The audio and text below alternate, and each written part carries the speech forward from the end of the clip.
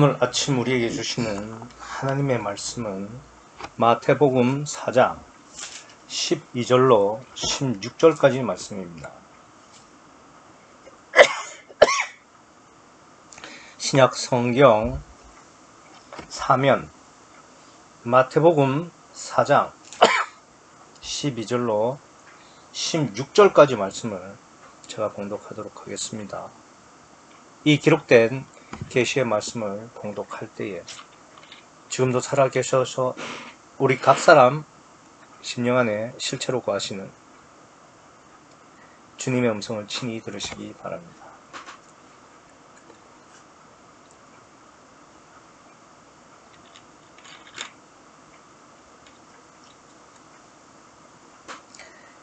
예수께서 요한의 잡힘을 들으시고 갈릴리로 물러가셨다가 나사렛을 떠나 스불론과 납달리 지경 해변에 있는 가버나움에 가서 사시니 이는 선지자 이사야로 하신 말씀을 이루려 하심이라. 일러스되 스불론 땅과 납달리 땅과 요단강 저편 해변길과 이방의 갈릴리여, 흑암에 앉은 백성이 큰 빛을 보았고 사망의 땅과 그늘에 앉은 자들에게 빛이 비추었도다 하였느니라. 아멘. 본문에서 가장 이상한 게 뭘까요? 여러분들은 어떤 게 본문에서 가장 이상하셨는지 모르겠지만 제가 볼 땐 본문에서 제일 이상한 게 뭐냐? 그때가 없어요.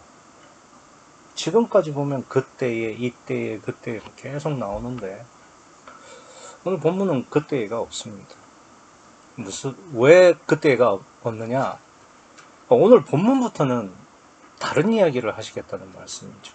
그러니까 완전히 지금까지 했던 이야기는 이제 접어두고 새로운 말씀을 하시겠다, 이런 이야기가 되겠죠. 그러니까 이제 3장 처음부터 1절부터 지금까지 문단마다 그때에 이때에가 계속 있었는데 이번에는 그때가 없어요.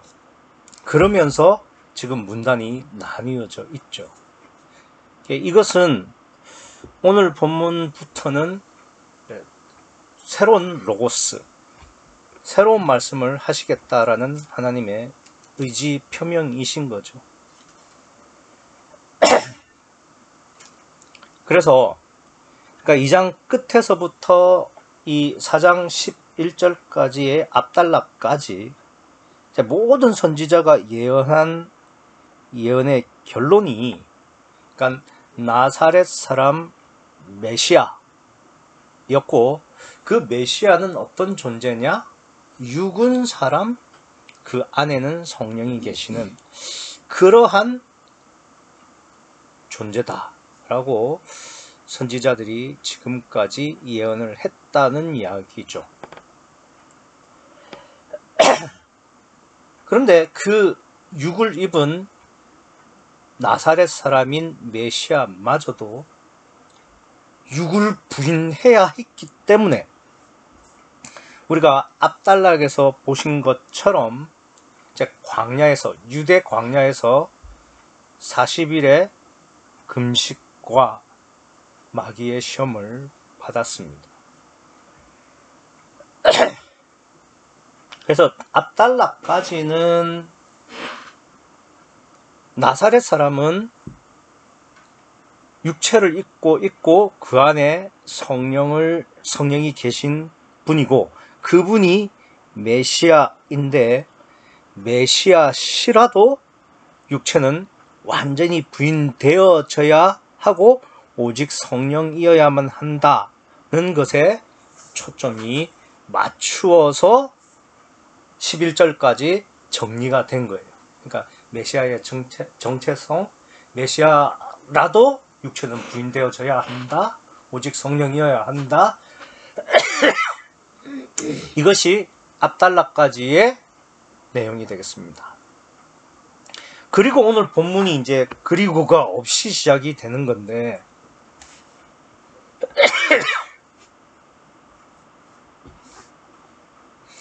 오늘 본문은 그러니까 압달락에서 광야에서 시험을 받고, 즉 육체가 완전히 부인되어진 상태에서 오직 성령이 대신 나사렛 사람인 메시아, 즉 예수 그리스도께서 이제 오직 성령인 상태로서 이제 역사를 시작하시는 거죠. 그러니까 지금 본문에서의 예수님은 완전히 육체는 부인되어지고 오직 성령의 상태로 계신다.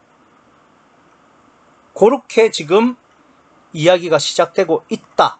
요 점을 잡고 계셔야 돼요.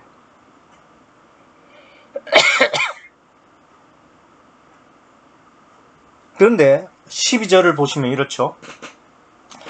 예수께서, 이 예수는 제가 금방 말씀드린 것처럼 육체는 완전히 부인되고 오직 성령이 돼 있는 상태의 나사렛 사람 예수님을 말씀하시는 거예요. 그 예수님께서 요한의 잡힘을 들으시고 갈릴리로 물러가셨다는 겁니다. 여러분은 지금 12절의 예수님과 요한이 잡히는 것과 무슨 상관이 있다고 생각하십니까? 아니, 육체가 온전히 부인되어지고 오직 성령으로 계신 예수님께서 요한이 잡히는 게 뭐길래 요한이 잡히자마자 갈릴리로 물러가시냐 이거예요. 저는 이게 좀 이해가 안 되는 거예요.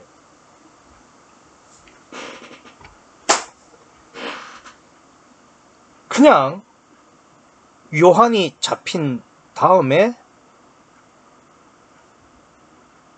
갈릴리로 가셔도 되고, 요한이 잡히기 전에 갈릴리로 가셔도 되죠. 근데 본문을 보시면 분명히 요한의 잡힘을 들으시고 그때에 맞춰서 가셨다는 거예요. 그러니까 시차를 두지 않고 잡히자마자, 잡혔다는 소식을 듣자마자 갈릴리로 가셨다는 거죠. 그러니까 요한이 잡히는 거랑 예수님께서 갈릴리로 가는 거랑 도대체 무슨 상관이 있을까?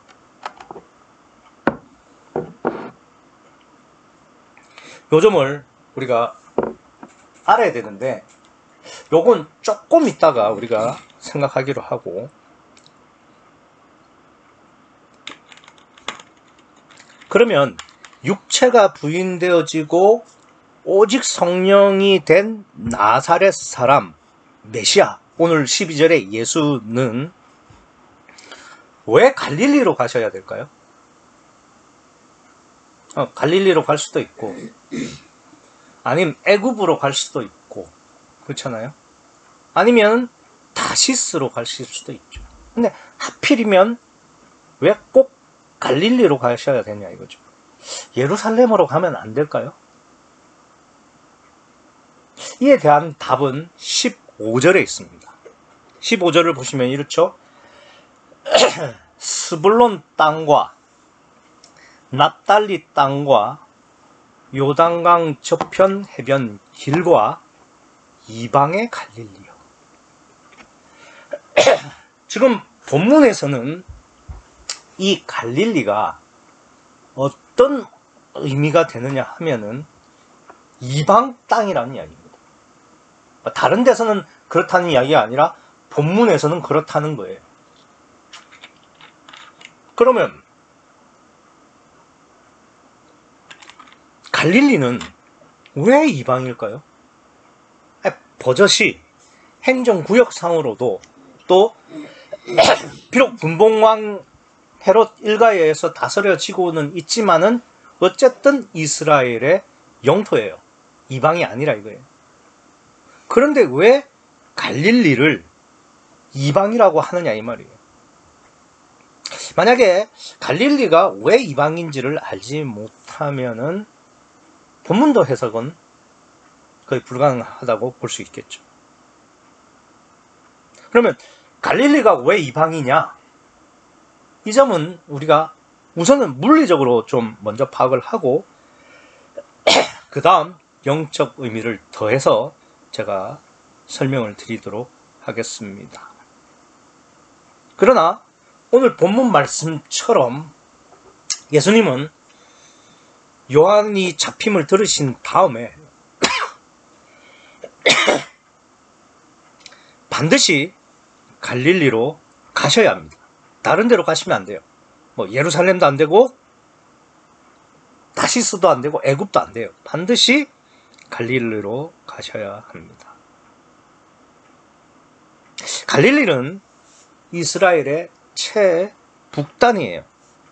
그러니까 우리로 따지면은, 그러니까 한반도가 우리나라의 전체 영토라고 가정한다면 서울을 중심으로 제일 먼 지역이 저기 함경도, 그죠? 뭐 평안북도도 멀지만 함경북도 뭐 저런 데가 제일 멀죠. 그러니까 러시아와 접해 있는 그곳. 그러니까 이스라엘에서의 갈릴리의 위치는 우리나라로 따지면 서울에서 저기 러시아와 붙어 있는 함경북도 지역쯤으로 생각하시면 되죠. 그러니까 제일 멀리 있다 이 말이에요.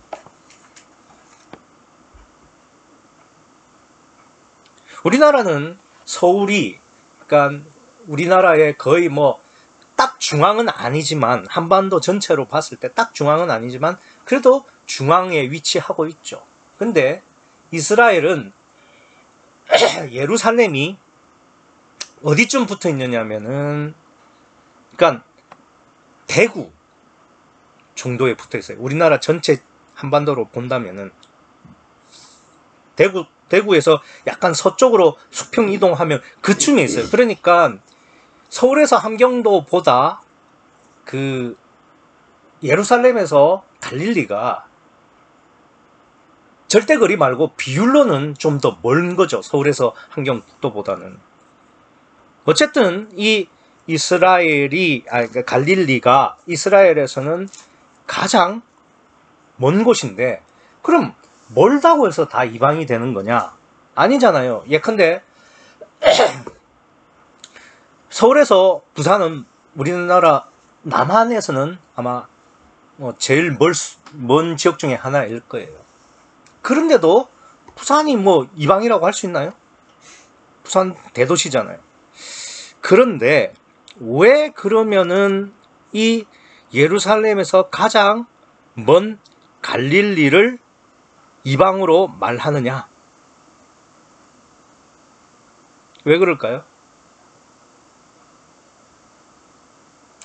예루살렘과 우리나라의 서울은 좀 다른 의미예요. 뭐 같은 수도라는 의미도 있고, 거기가 뭐 모든 경제 문화가 다 집중되어 있다, 뭐 이런 의미도 있지만, 이스라엘에서의 예루살렘은 어떤 의미냐? 하나님이 계신 성전이 있는 곳이죠. 다시 말해서 하나님이 계신 땅이라는 의미가 예루살렘이에요. 다시 말씀을 드리면은 예루살렘은 하나님이 계신 곳이고, 이 땅의 중심이고, 이스라엘의 중심이고, 천국과도 같은 곳입니다. 의미적으로는. 그 하나님이 계신 천국과 같은 곳에서 가장 멀리 떨어진 곳, 갈릴리예요. 거기를 그러니까 성경에서는, 지금 본문에서는 이방이라고 이야기를 하는 거죠. 왜 그러냐면은, 이방이라는 의미 자체가 뭐냐면은 하나님을 알지 못하고 하나님과 관계없이 사는 사람을 이방인이라고 그러고, 그런 땅을 이방 땅이라고 그래요. 그러니까 하나님이 계신 성전이 있는 예루살렘과 가장 멀리 있는 갈릴리가, 그러니까 성경적으로 볼 때는 이방이라는 이야기가 되는 거죠. 그래서 지금 15절에서 이방의 갈릴리여라는 말은 이 말입니다. 그러니까 예루살렘에서 가장 멀리 떨어져 있는, 그래서 하나님과 상관없이 하나님을 알지 못하고 살아가는 사람들, 땅, 이런 의미가 되는 겁니다.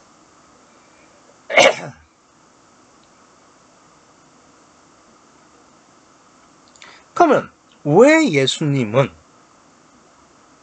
그러니까 40일 금식과 마귀의 시험을 끝내고 이제 육체가 온전히 부인되어지시고 오직 성령으로 계시면서 이제 공생애를 시작하시려고 하는 그 순간인데, 그러니까 오늘 본문부터 공생애가 시작되는 건데, 요한의 잡히심을 듣자 말자 공생애를 시작하시려고 한다면 우리 생각에 상식적으로는 예루살렘으로 가는 게 순서죠. 그렇잖아요? 말은 제주도로 보내고 사람은 서울로 보낸다. 그 말처럼 예수님께서 공생애를 시작하시려고 한다면은, 그래서 메시아 구원을 주시고 또 새로운 신약의 구원을 주시기 위해서는 우선 예루살렘의 중심이고 이 땅의 중심이고 하나님의 성전이 있는 예루살렘으로 가는 게 상식적이지 않냐 이거예요. 그런데 예수님은 예루살렘으로 가시지 않고 갈릴리로 가신 거예요. 그것도 이방 땅. 그러니까 하나님과 가장 상관없이 하나님과 가장 멀리 있는 그러한 갈릴리로 가셨다 이거예요. 그러니까 왜 그랬냐 이거예요.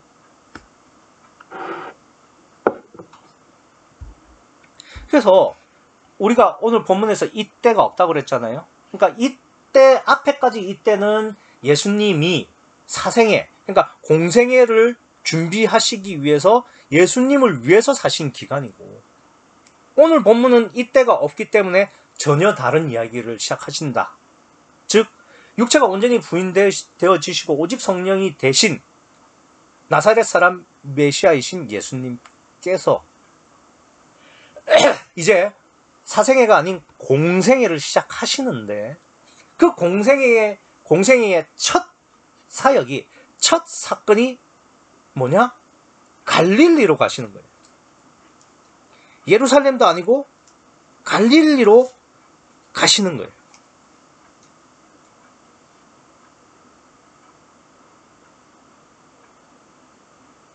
그래서 이 갈릴리로 가는 게 도대체 무슨 의미냐? 이게 굉장히 중요한 거죠. 근데 앞서 제가 그 말씀을 드렸잖아요. 12절에 예수께서 요한의 잡히심을 들으시고 갈릴리로 가셨다고 했잖아요. 그러니까 갈릴리로 가는 것도 의문이지만 왜 요한이 잡혔을 때 갈릴리로 갔느냐? 이 점도 생각해 봐야 된다고 그랬잖아요. 그걸 이제 제가 조금 이따 생각을 한다고 말씀을 드렸는데 지금 말씀을 드리겠습니다. 제가 묵도 시간에도 읽어드렸지만 마태복음 11장 13절에는 이런 말씀이 나옵니다. 모든 선지자와 및 율법에 예언한 것이 요한까지니 라는 말씀이 나와요. 그러니까 이걸 풀이하면 구약은 침례 요한 때까지라는 거예요. 그러니까 본문에서 요한이 잡혔다라는 이야기는 이제 구약이 끝났다는 이야기입니다. 구약의 시대, 구약의 구원, 구약의 성령의 역사가 끝이 나고 이제 바야흐로 신약의 구원, 메시아의 구원이 시작됐다는 거죠. 그것이 오늘 본문에서 그때가 없는 이유이기도 하고요. 또 요한이 잡힘으로 말미암아서 구약이 끝이 나고 신약이 시작되면서 메시아의 공생애가 시작되는 시점이다. 그런데 그 공생애의 첫 사건이 뭐냐? 금방도 말씀드린 것처럼 갈릴리로 가신 겁니다. 그럼 갈릴리로 갔다는 게 뭐 그렇게 대단하길래 공생의 첫 사건이 되는 거냐? 우리나라 말에 시작이 반이라는 말이 있듯이 어떻게 시작하느냐는 굉장히 중요한 문제죠. 그래서 오늘 본문에서 예수님께서 공생애의 첫 사역으로, 첫 사건으로 갈릴리로 가셨다라는 것은 메시아 구원에 있어서, 신약의 구원에 있어서 굉장히 중요하고 의미가 있는 이야기일 수밖에 없죠.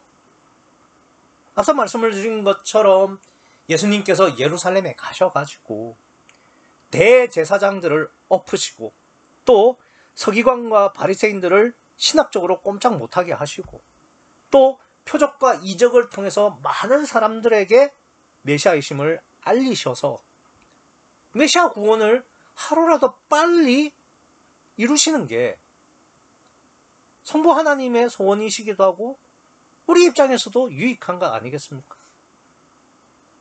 그럼에도 불구하고 예상을 깨고 상식을 완전히 저버리고 예수님께서 갈릴리로 가셨다는 것은 우리가 굉장히 주의 깊게 봐야 되고 심각하게 생각을 하셔야 합니다.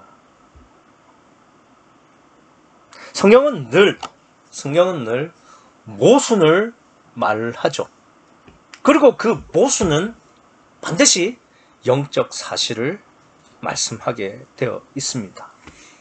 그런데 영적 사실은 보이지 않기 때문에 우리가 알 수 있는 보이는 것으로 설명을 하는 거예요.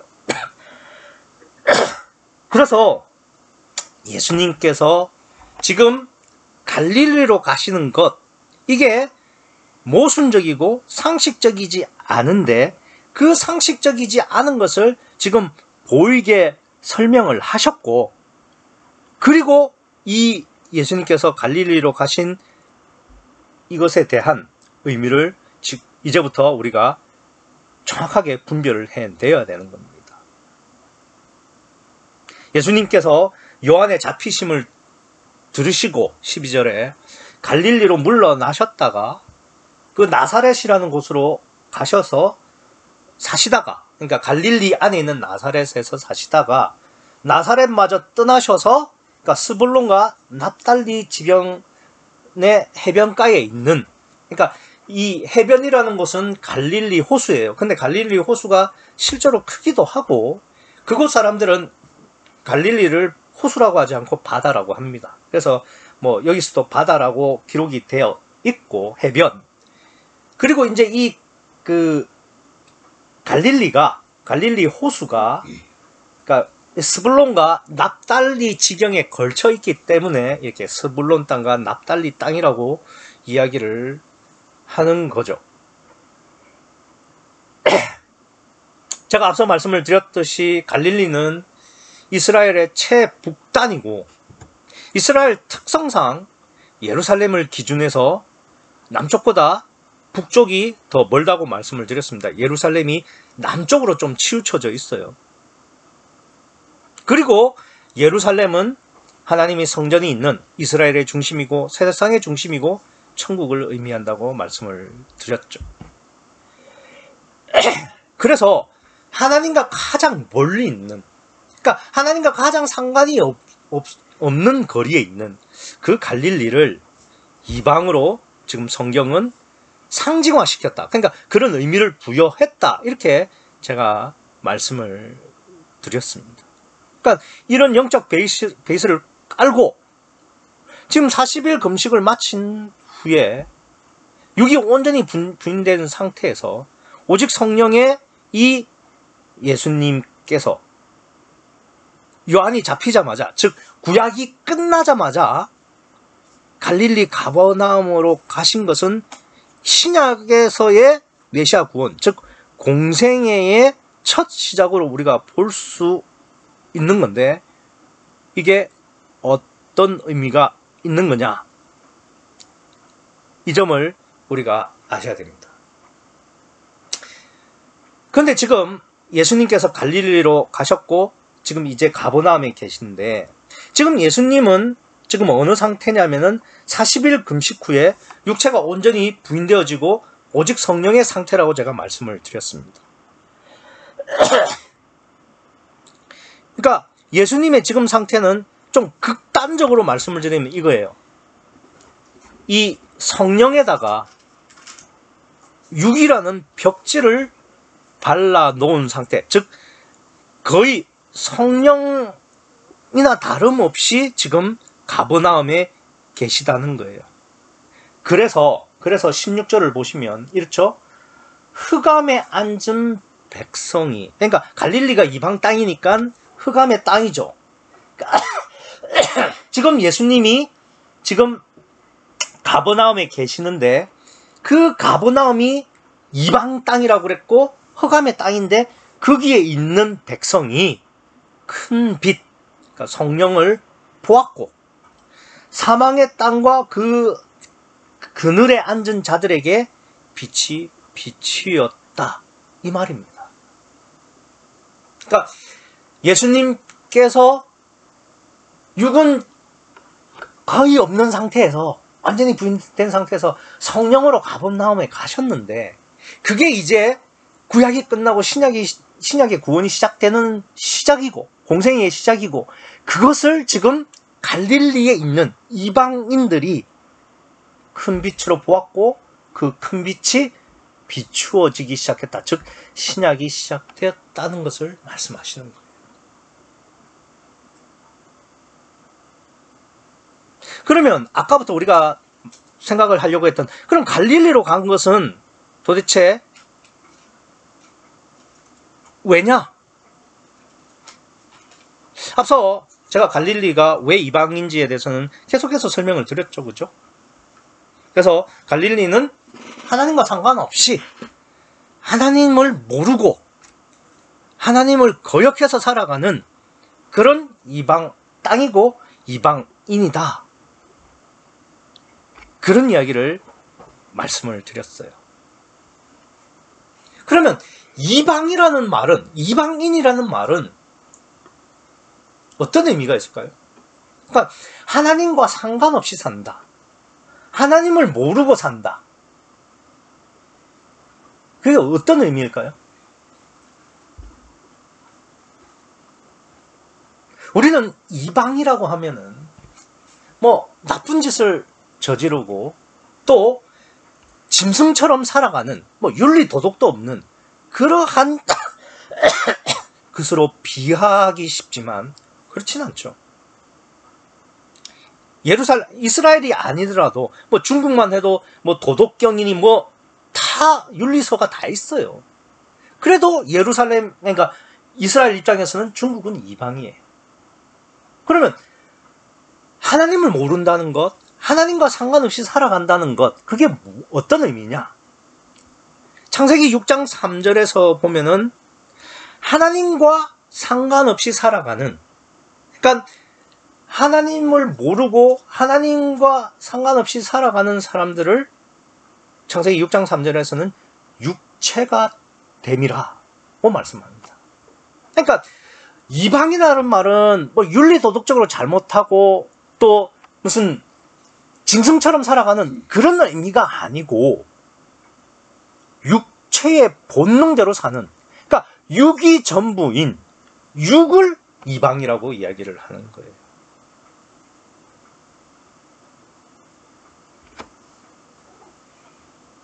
자, 그렇다면 나사렛 사람인 메시아이신 예수님께서 공생의 첫 사역으로 왜 육의 땅, 육의 가버나움으로 가셨을까?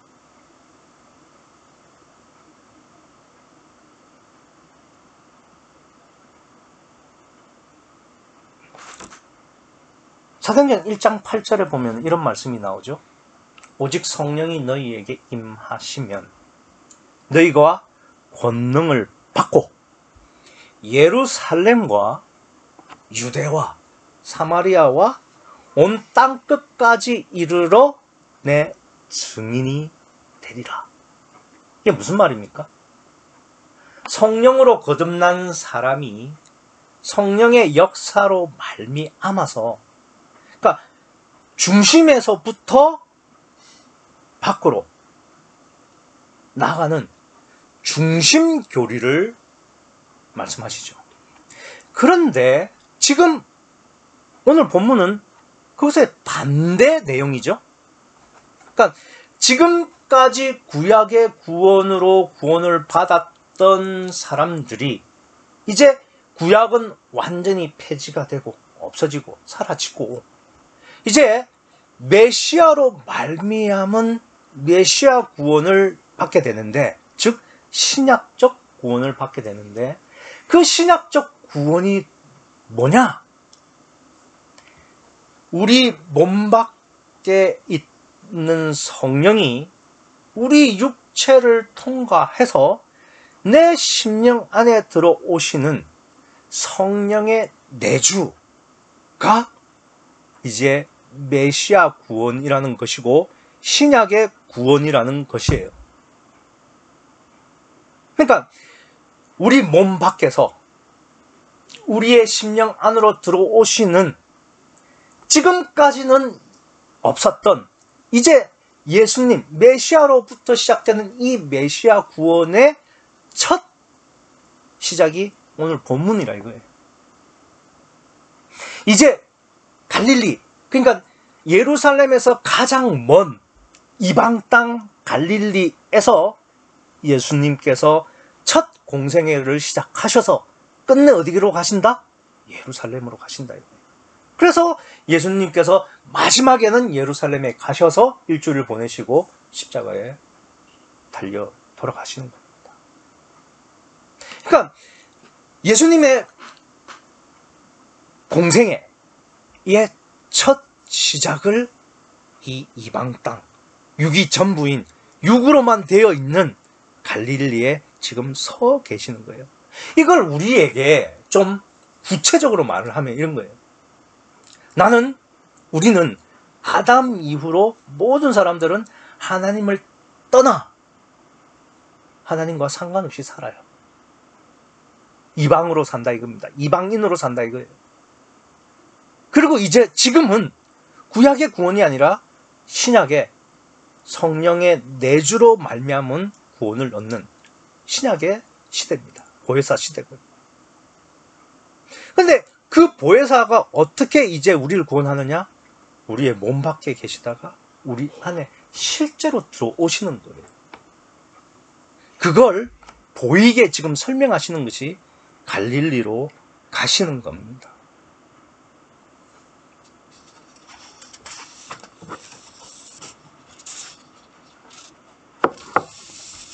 그러니까 구약에서 이제 성령이 몸 밖에서만 역사하시되는 시대는 이제 끝났고, 자, 우리 심령에 들어오시는 것이 메시아 구원이고 신약의 구원이다.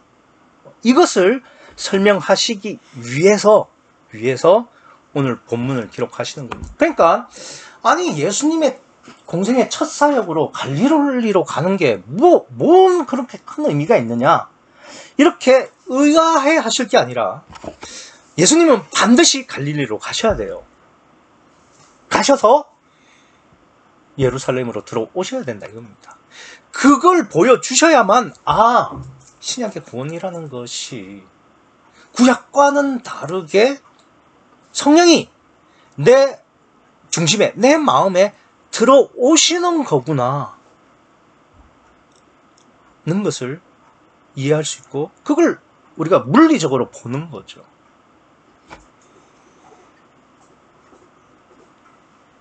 그런데 한 가지 조건이 있어요. 그러니까 예수님이 신약의 구원, 메시아의 구원을 이제 시작하시고 공생애를 시작하시고 이제 시작하는 그 시작이 갈릴리인데, 그 갈릴리는 예루살렘에서 가장 멀다고 그랬죠. 그리고 예수님이 결국은 가셔야 할 곳은 예루살렘이죠. 우리의 심령이다 이 말이에요. 그런데 예수님께서 우리의 심령에 들어오시기 위해서는 반드시 하셔야 될 일이 있는데, 그게 뭐냐? 그 앞단락에 있는 40일 금식과 마귀의 시험, 즉 자기 부인이라 이거예요. 육체 부인이라 이겁니다. 그러니까 예수님께서도 갈릴리에서 예루살렘으로 들어오시려면은 40일 금식으로 말씀하시는 자기 부인, 육체 부인을 하지 않고서는, 그러니까 육이 완전히 죽지 않고서는 예루살렘으로 들어오실 수 없다는 것을 오늘 본문에서 이야기를 하고 있고요. 그러면 메시아가 메시아 구원을 이루는데 자기를 부인하셨는데 그 메시아의 구원의 상대가 되는, 목적이 되는 우리는 가만히 있어도 될까요? 말도 안 되죠. 그래서 16절을 보세요. 흑암에 앉은 백성이 큰 빛을 보았고 사망의 땅과 그늘에 앉은 자들에게 빛이 비추었다. 이렇게 말씀을 하시죠. 둘 다 보면 앉았다는 말이 나오는데 이게 중요해서 앉았다는 말이 나오는 거예요. 그러니까 흑암에 앉았다라는 것은 흑암에 뼈를 묻겠다. 그러니까 흑암에서 떠나지 않겠다. 나는 철저히 흑암이다. 라는 것을 인정하고 또 그렇게 그걸 인정하고 자기 자신을 그렇게 알고 있는 심령이에요. 그러니까 흑암이라는 것은요, 빛이 없는, 즉 하나님이 계시지 않는 죄인이라는 의미고, 그러니까 이방인이라는 의미가 되는 거죠. 그러니까 이것을 흑암에 앉았다는 말은 나는 흑암에서 움직이지 않겠다. 나는 흑암 자체다. 흑암과 일심동체다. 이 말이죠. 그러니까 자기 자신을 흑암으로 철저하게 인정하는 믿음이 흑암에 앉았다라는 이야기입니다. 그래서 로마서 7장에 보면은 사도 바울이 오라 나는 곤고한 자로다 라고 자기 자신은 흑암이다. 나는 흑암에 앉아있다 라고 인정하는 것이 이 16절에 있는 흑암에 앉은 백성이에요.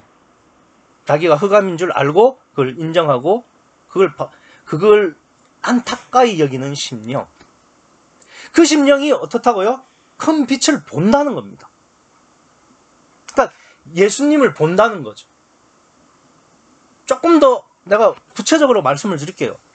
구유 복음을 듣고 복음적 원리는 알았다는 겁니다. 본다는 것이지 그 빛이 들어왔다거나 그 빛과 상관은 있다는 이야기가 아니에요. 그냥 본다는 거예요. 안다는 거예요. 내 심령이 나는 하나님 떠난 자구나. 내 심령은 하나님이 계시지 않구나. 나는 지옥 갈 수밖에 없구나. 그걸 알고 받아들이고 인정하는 것은 참 복음과 참 진리를 볼 수 있는 마음의 준비는 될 수 있다 이거예요. 그래서 구유 복음을 안다는 것은 그 심령이 자기 자신이 우선은 구원의 확신을 하지 않은 때도 있었고 지금도 하지 않을 수 있고 또 자기 자신의 심령이 흑암이라는 것을 인정했던 혹은 지금도 인정하고 있는 그런 심령을 말하는 거예요. 그러나 그 심령이 그것을 인정한다고 해서 구원 받는 건 아니에요. 그럼 뭐가 더 필요하냐? 그 다음이 필요합니다. 그 다음 보세요. 사망의 땅과 그늘에 앉은 자들에게 빛이 비치는 겁니다.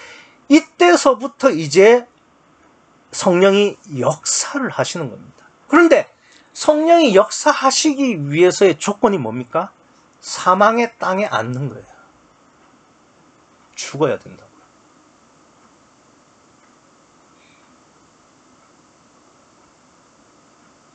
그러니까 예수님도 40일 금식을 통해서 육체를 온전히 부인하신 상태,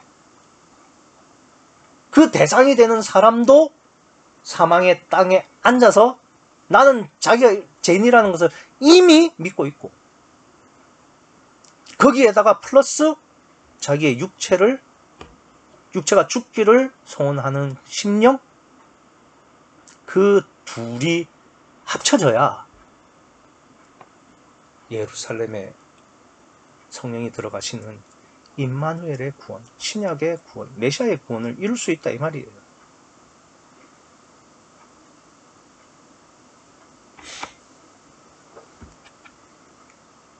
그러니까 내 육체가 죽지 않는 한 나사렛 사람은 예루살렘으로 들어갈 수가 없어요. 그러니까 내가 육체를 세우고 있는 한 성령은 나를 억지로 통과하실 수 없다 이 말입니다.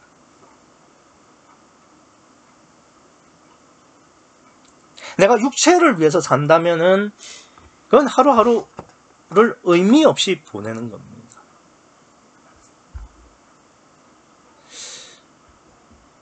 의미 없이 보낸다는 것이 뭐 부지런하지 않고 가치 있는 일을 하지 않는다라는 말이 아니에요.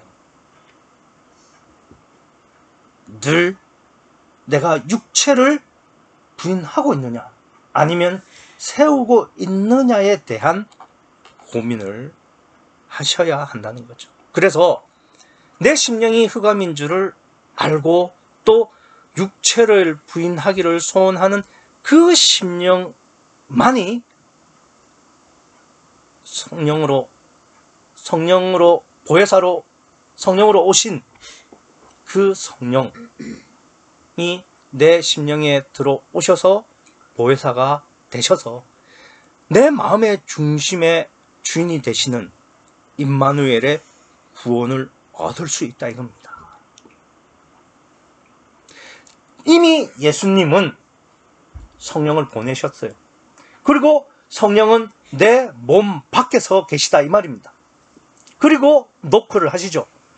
네가 지금 부인되어져 가고 있느냐. 그걸 오늘 본문에서 말씀하시는 거예요.